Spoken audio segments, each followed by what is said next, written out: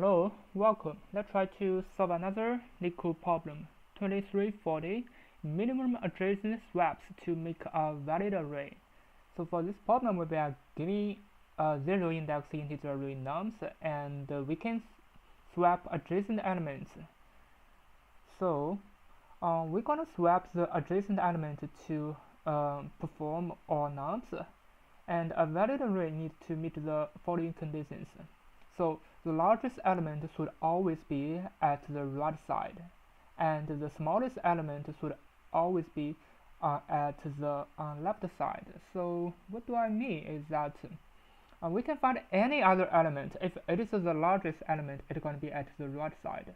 And similarly for the smallest element, if we can make any smallest element which is at the left side, so that is okay.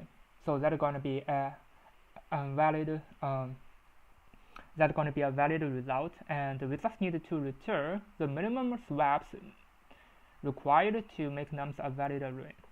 So let me use an example to explain it. So for example, this is our array, and this is from the left side index 0, this is from the right side index n-1. The length of the array is n. So if we find the smallest element, for example, this is the smallest element at index I, and this is the largest element, which is at index j. Yeah. So how many swaps, and how we can swap it? Let's just think about it.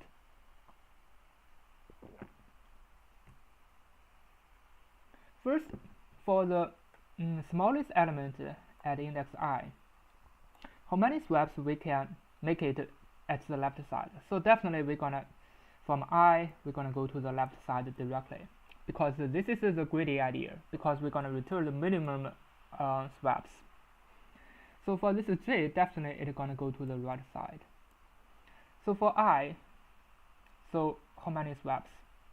Because this I need to go to 0. If the I equals to 1, so it's going to be 1 swap. If the I equals to I, it's going to be I swaps. Yeah.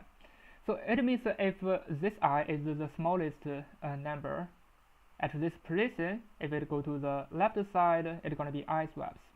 And what about this j? For this j, how many swaps? So it is n-1 minus j swaps.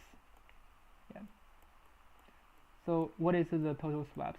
So for example, if j equals to n-2, it's going to be 1 swap. It's going to be n-1 minus n-2, it's going to be 1 swap. Yeah, so the formula is I plus n-1 minus j. It's going to be the total number of swaps.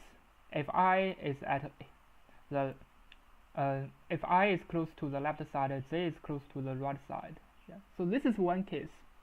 So for another case is this is our array. This is 0 and this is n-1. What if this is the smallest number at index I, and here this is the largest number at index j?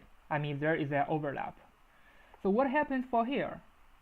If we finish the, for example, if we finish the swaps to the left side, so I gonna be at 0 here. So what happens for this j? So j is gonna move forward to the right 1 step. So j gonna equal to j plus 1.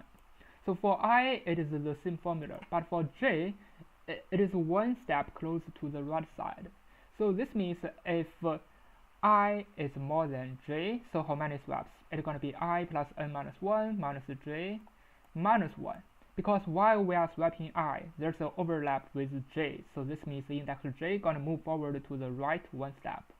Yeah, so we are saving 1 step, so we're gonna need to minus 1. So this is the idea of how to solving the problem. It is a greedy idea, and we just need to check 2 different indexes. Yeah, it can be I less than or equal to j, or it can be I more than j. So the calculation the calculation is just a little bit different. We just need to minus 1. So let's just start coding. So I'm going to prepare a minimum and maximum value. So the maximum is going to be the maximum of nums, and the minimum of the minimum of nums.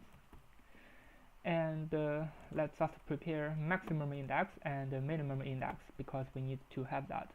So I'm gonna set a -1 and -1, and the length of the nums array gonna equal to n. Now what are we gonna do?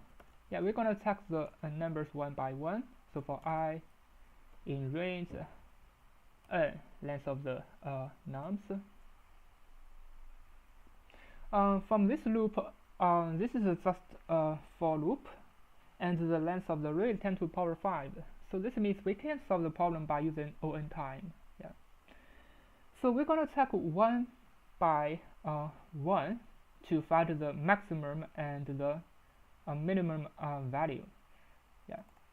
So this is the maximum value, and this is the minimum value. So we just need to have a check. So let's first check the minimum value from the left side. So if nums I equal to the let's find the minimum number. Yeah, if nums I equal to the minimum number, and if I equal to if minimum index, yeah, if minimum index equal to -1, so at this time we need to update the minimum index. So the minimum index is gonna equal to I. So after updating, this is okay because the minimum index equal to I, definitely it is not equal to -1. This means from the left side we will not update again. So for example, if we find the minimum index at here, so we will not update it to the next one. Maybe next one it has the same value. For example, value is 1, next one has 1, but we will not go forward to the left side because we've already found it. Yeah. Another thing is if nums I equal to the maximum value. So we just need to update the maximum index. So the maximum index gonna equal to I. But we're gonna continue. So here we don't have this kind of tag. So we're gonna continue to go to the right until we find the maximum number, which is the closest to the right side. Yeah. Now I think it's enough for us to return the final result. So for the calculation, as I said before, we're gonna use the minimum index plus n-1 minus the maximum index. So we're gonna return result if the minimum index is less than or equal to the maximum index. So otherwise we're gonna return a result +1.